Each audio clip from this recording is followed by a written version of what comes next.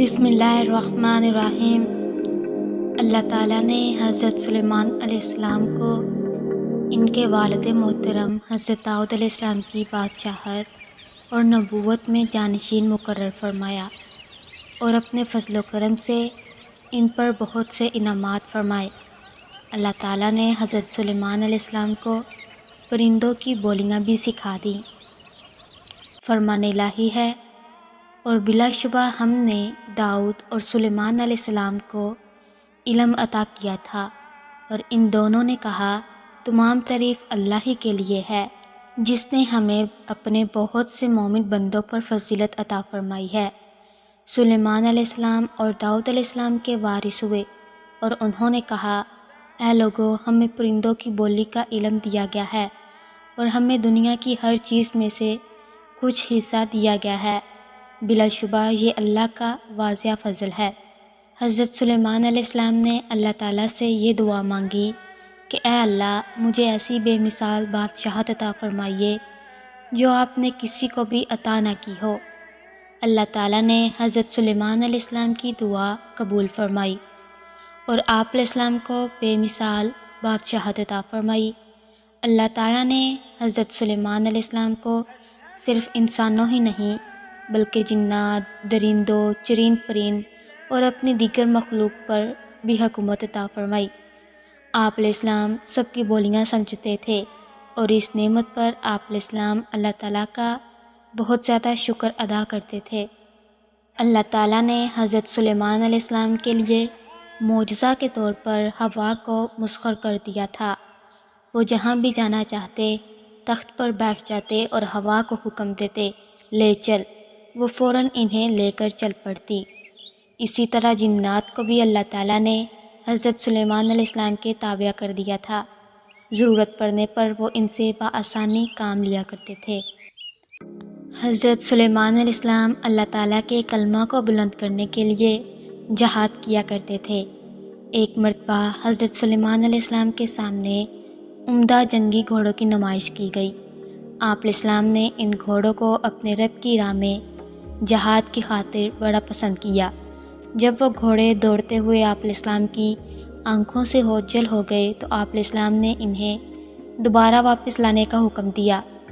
جب تمام گھوڑے واپس آ گئے تو ازراہ محبت آپ علیہ السلام ان کی پنڈلیوں اور گردنوں پر اپنے ہاتھ پھیرنے لگے، یہاں تک کہ نماز عصر کا وقت جاتا رہا۔ پھر خیال آیا کہ نماز عصر قضا ہو رہی ہے تو فوراً اللہ تعالیٰ کی طرف متوجہ ہو گئے۔ حضرت سلیمان علیہ السلام کی فوج میں ہدہد پرندہ بھی تھا جس سے آپ علیہ السلام کئی کام لیا کرتے تھے۔ ایک مرتبہ آپ علیہ السلام نے اسے غائب پایا تو کہا اس کے غائب ہونے پر میں اس کو سخت سزا دوں گا یا اسے ذبح کر دوں گا، یا وہ میرے پاس اپنا کوئی صحیح عذر لے کر آئے۔ کچھ دیر کے بعد ہدہد ایسی خبر لے کر آیا کہ جس سے اللہ کے نبی حضرت سلیمان علیہ السلام بھی بے خبر تھے۔ اس کی غیر حاضری کا معقول عذر ہونے کی وجہ سے قصور قابل معافی تسلیم کیا گیا۔ ہدہد نے آ کر بتایا میں نے سبا کے علاقہ میں ایک عورت کو لوگوں پر حکمرانی کرتے دیکھا ہے، لہٰذا آپ علیہ السلام نے ہدہد کے ذریعے اسے خط بھیجا جس کا ملکہ بلقیس نے جواب دیا۔ جب حضرت سلیمان علیہ السلام کا خط لے کر ہدہد ملکہ بلقیس کے پاس پہنچا اور ملکہ بلقیس کے سامنے حضرت سلیمان علیہ السلام کا خط ڈال دیا۔ ملکہ نے خط دیکھا کہ اس کی ابتدا بسم اللہ سے ہو رہی تھی اور ساتھ ساتھ ملکہ بلقیس کو مسلمان ہونے کی دعوت دی گئی تھی۔ ملکہ بلقیس نے اپنے وزیروں سے مشورہ کیا کہ کیا کیا جائے۔ انہوں نے بڑے جذباتی انداز میں کہا آپ جو بھی حکم کریں گی ہم تعمیل کرنے کے لیے تیار ہیں، جیسے آپ چاہیں کریں۔ ملکہ بلقیس حضرت سلیمان علیہ السلام کا خط پڑھتے ہی یہ سمجھ چکی تھیں کہ ہمارے اندر حضرت سلیمان علیہ السلام اور ان کے لشکر کا مقابلہ کرنے کی صلاحیت نہیں ہے، اس لیے ہمیں ان سے صلح کر لینا بہتر ہے۔ لہٰذا اس نے اپنے وزراء کو کہا کہ بادشاہ جب کسی بستی میں داخل ہوتے ہیں تو وہاں کے معززین کو ذلیل کر دیتے ہیں، اس لیے بہتر ہے کہ میں کچھ تحائف دے کر یہ اندازہ لگا لوں کہ وہ بادشاہ ہے یا اللہ کے نبی ہیں۔ اگر وہ بادشاہ ہوں گے تو قیمتی تحائف فوراً قبول کر لیں گے اور ہم سے صلح کر لیں گے، اور اگر وہ اللہ کے نبی ہوں گے تو ہمیں ان پر ایمان لانا ضروری ہوگا۔ حضرت سلیمان علیہ السلام نے ملکہ بلقیس کے بھیجے ہوئے تحائف دیکھے تو قاصد کو یہ کہتے ہوئے واپس بھیج دیا کہ انہیں بتا دو، اللہ تعالیٰ نے مجھے خوب مال و دولت سے نوازا ہے، مجھے اس مال و دولت کی کوئی ضرورت نہیں، لہٰذا تم مسلمان ہو جاؤ یا پھر ایسے لشکر کا مقابلہ کرنے کے لیے تیار ہو جاؤ جس کا مقابلہ کرنے کی تم میں سکت نہیں، اور وہ تمہاری ذلت کا باعث بنے گا۔ جب حضرت سلیمان علیہ السلام کے قاصد نے جا کر ملکہ بلقیس کو بتایا کہ انہیں اللہ تعالیٰ نے خوب مال و دولت دے رکھا ہے، لہٰذا وہ تمہارے خلاف بہت بڑا لشکر لے کر آ رہے ہیں، ملکہ بلقیس فوراً سمجھ گئی اور اس نے اپنے وزراء سے کہا کہ چلیں حضرت سلیمان علیہ السلام پر ایمان لے آتے ہیں۔ جیسے ہی وہ وہاں سے نکلی، اللہ تعالیٰ نے بذریعہ وحی آپ علیہ السلام کو مطلع کر دیا۔ آپ علیہ السلام نے اس کا تخت منگوا لیا اور اس کے لیے شیشے کا ایک محل تیار کروایا تاکہ اس کا امتحان لے سکیں۔ جیسے ہی وہ آپ علیہ السلام کے پاس پہنچی، اپنا تخت دیکھ کر بڑی حیران ہوئی اور شیشے کا بنا ہوا محل دیکھ کر حیرت میں پڑ گئی اور پکار اٹھی کہ آج سے پہلے میں نے اپنے نفس پر بہت زیادہ ظلم کیا ہے، لہٰذا میں سلیمان علیہ السلام کے ساتھ اللہ تعالیٰ کی فرما بردار بن گئی ہوں۔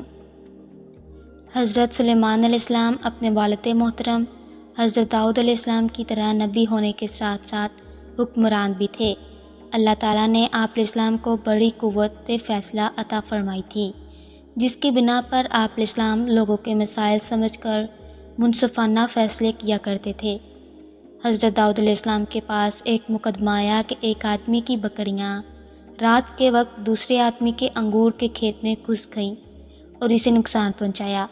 حضرت داؤد علیہ السلام نے یہ فیصلہ سنایا کہ کھیت والا بکریاں لے لے، اس لیے کہ وہ نقصان بکریوں کی قیمت کے برابر تھا۔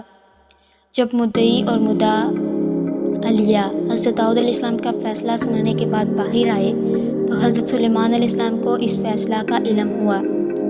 حضرت سلیمان علیہ السلام نے اپنے والد محترم حضرت داؤد علیہ السلام سے عرض کیا کہ آپ کا فیصلہ تو صحیح ہے، لیکن اس سے بہتر یہ ہے کہ بکریوں کا مالک کھیت کی دیکھ بھال کرے یہاں تک کہ وہ کھیتی پہلے کی طرح ہو جائے، اور کھیت والا بکریوں کے دودھ اور اون سے فائدہ اٹھائے یہاں تک کہ اس کا کھیت پہلی حالت میں آ جائے، پھر بکریوں والے کو بکریاں واپس کر کے اپنا کھیت واپس لے لے۔ اس بارے میں چونکہ حضرت سلیمان علیہ السلام کا فیصلہ زیادہ بہتر تھا، اس لیے اللہ تعالیٰ نے حضرت سلیمان علیہ السلام کا فیصلہ پسند فرمایا۔ حضرت سلیمان علیہ السلام کے زمانہ میں جنات کے بارے میں یہ مشہور ہو گیا تھا کہ وہ غیب کی باتیں جانتے ہیں۔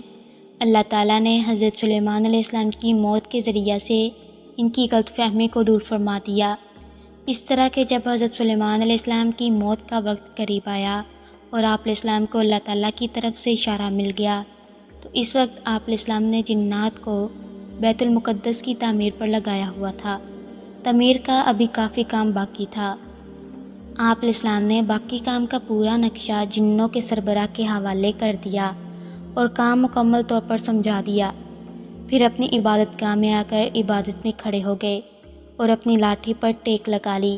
وہ ایک ایسی عبادت گاہ تھی جس میں شیشے کی کھڑکیاں تھیں۔ حضرت سلیمان علیہ السلام کو باہر سے دیکھنے والا یہ سمجھتا کہ آپ علیہ السلام عبادت میں مصروف ہیں۔ اسی حالت میں اللہ تعالیٰ کے فرشتے نے آپ علیہ السلام کی روح قبض کر لی۔ فوت ہو جانے کے باوجود بھی آپ علیہ السلام لاٹھی کے سہارے کھڑے رہے۔ اسی حالت میں تقریباً 4 ماہ گزر گئے۔ ادھر بیت المقدس کی تعمیر مکمل ہوئی، ادھر اللہ تعالیٰ نے دیمک کو حکم دیا، اس نے نیچے سے لکڑی کھا لی اور حضرت سلیمان علیہ السلام کی میت گر پڑی۔ جیسے ہی آپ علیہ السلام نیچے گرے تو جن یہ سمجھ گئے کہ آپ علیہ السلام کافی پہلے فوت ہو چکے تھے، اور انہیں معلوم ہو گیا کہ ہمیں غیب کا کوئی علم نہیں، اگر غیب کا علم ہوتا تو ہم اتنا عرصہ تعمیری کام کی مشقت برداشت نہ کرتے۔ وفات کے وقت آپ علیہ السلام کی عمر 50 سال تھی۔ آپ علیہ السلام کی وفات کے بعد آپ علیہ السلام کا بیٹا رحباب بادشاہ ہوا، اس نے 17 سال حکومت کی۔ اس کے بعد بنی اسرائیل کی سلطنت کے ٹکڑے ٹکڑے ہو گئے۔